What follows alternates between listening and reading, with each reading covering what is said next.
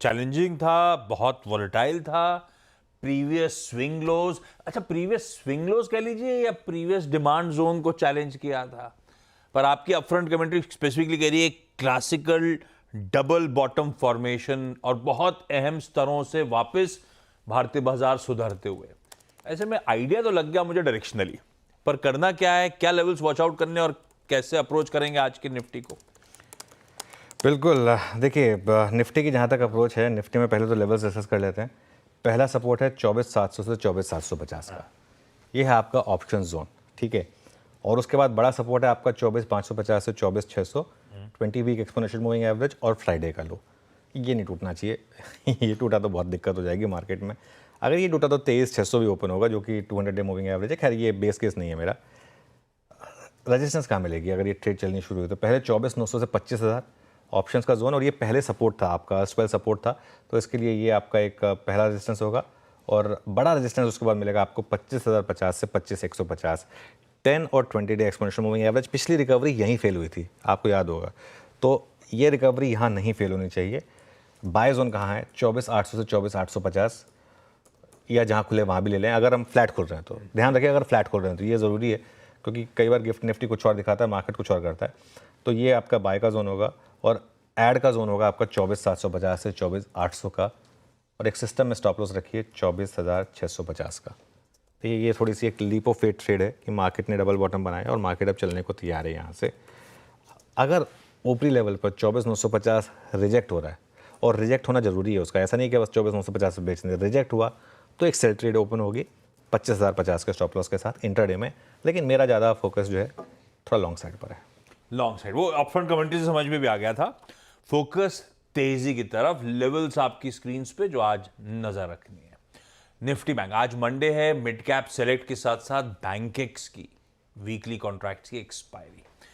Nifty bank पे अब क्या रणनीति बनाई जाए? एचडीएफसी बैंक होगा एक तरफ, कोटक होगा, तो आरबीएल बैंक होगा, न जाने आज बहुत कुछ होना है। हाँ। निफ्टी बैंक, लेकिन मोटा मोटी सब कुछ दारोमदार एचडीएफसी बैंक पे होगा। बिल्कुल। देखिए, बैंक निफ्टी में लेकिन एक चीज़ है, फ्राइडे का चार्ट बहुत अच्छा था। अब आप कह लें कि कुछ हद तक शायद मार्केट पचा के जा रहा था कि एचडीएफसी बैंक के नंबर्स अच्छे, लेकिन दूसरी तरफ कोटक के नंबर खराब आ गए, आरबीएल के नंबर खराब आ गए, तो बैंक निफ्टी के लिए क्यों पॉजिटिव है? वो उस पॉइंट में भी दम है, ठीक है। लेकिन फिर भी मेरा ये मानना है कि कोटक को एक बेनिफिट ऑफ डाउट दोगे क्या आप? मैं दूंगा ना, वही मैं कह रहा हूँ, मैं बेनिफिट ऑफ डाउट वो एक कि थोड़ा सा देंगे उसको बेनिफिट ऑफ डाउट। लेकिन एक चीज़ तो बहुत क्लियर थी फ्राइडे के एक्शन में कि बैंक निफ्टी ने एक तो हायर लो बनाया, अक्टूबर के लोज को नहीं रिविजिट किया, और दूसरा 100 डे एक्सपोनेंशियल मूविंग एवरेज को फिर बचाया, जो बार बार बैंक निफ्टी जहाँ पर सपोर्ट ले रहा है वहाँ से बाउंस बैक दिया। और एक चीज़ हुई, बैंक निफ्टी की क्लोज जो है सारे के सारे मूविंग एवरेजेस के ऊपर बंद हुई। तो अगर आज हम bank Nifty per day high पर बंद हुए, तो मैं एक बोल्ड कॉल ले रहा हूँ कि बैंक निफ्टी में आपको निफ्टी से पहले ऑल टाइम हाई देखने को मिलेगा।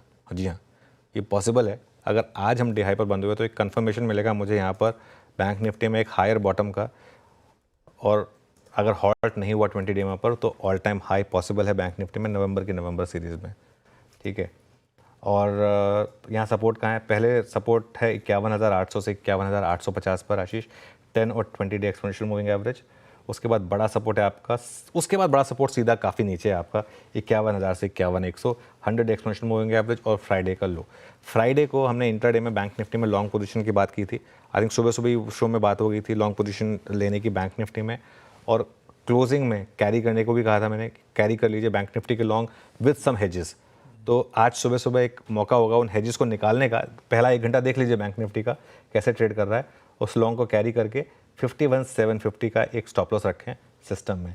हाँ, अगर आपको फ्रेश बाय करना है तो कोई भी गिरावट मिले, कोई भी कंसोलिडेशन मिले, as long as it's above 51,750, 51,750 के ऊपर तक की जितना भी कंसोलिडेशन डिप है उसमें बाय करने की कोशिश करें, और एक स्टॉप लॉस रखें सिस्टम में 51,750 क्योंकि एक बहुत डीप जो लॉजिकल स्टॉप लॉस है वो बहुत दूर है, वो नहीं लगा पाएंगे। तो इसके लिए 51,750 फ्रेश बाइंग के लिए 51,750 का एक स्टॉप हो जाएगा। बिल्कुल ठीक। ये है निफ्टी बैंक का हम लोग का आज मंडे का, हफ्ते के पहले दिन का शुरुआती